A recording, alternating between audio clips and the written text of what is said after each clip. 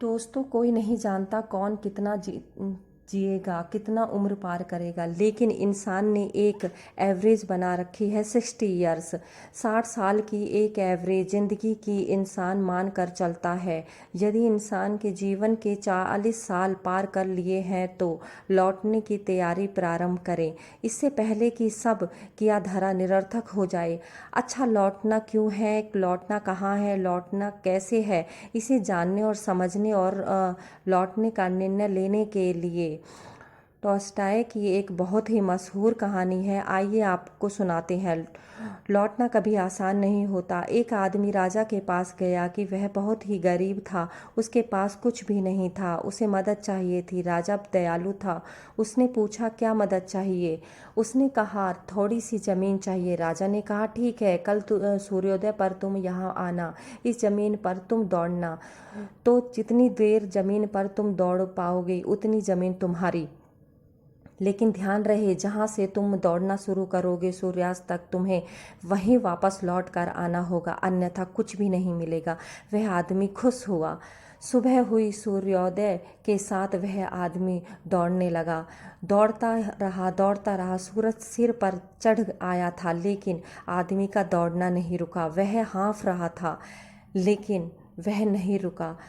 थोड़ा और, एक बार की तो मेहनत है, फिर जिंदगी भर आराम, यह सोच वह दौड़ता रहा। शाम होने लगी।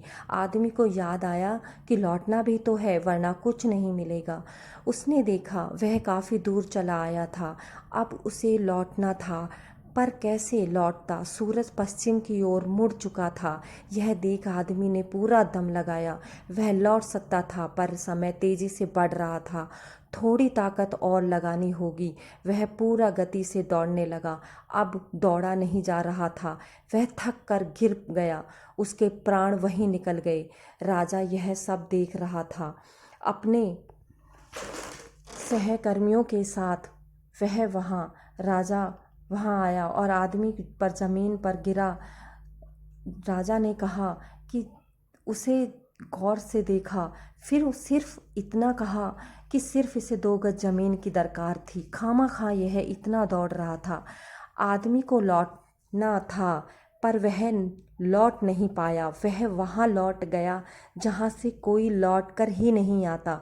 अब जरा आदमी की जगह अपने आप को रख कर कल्पना करें कि कहीं हम भी तो वह भारी भूल तो नहीं कर रहे हैं जो उस आदमी ने की थी।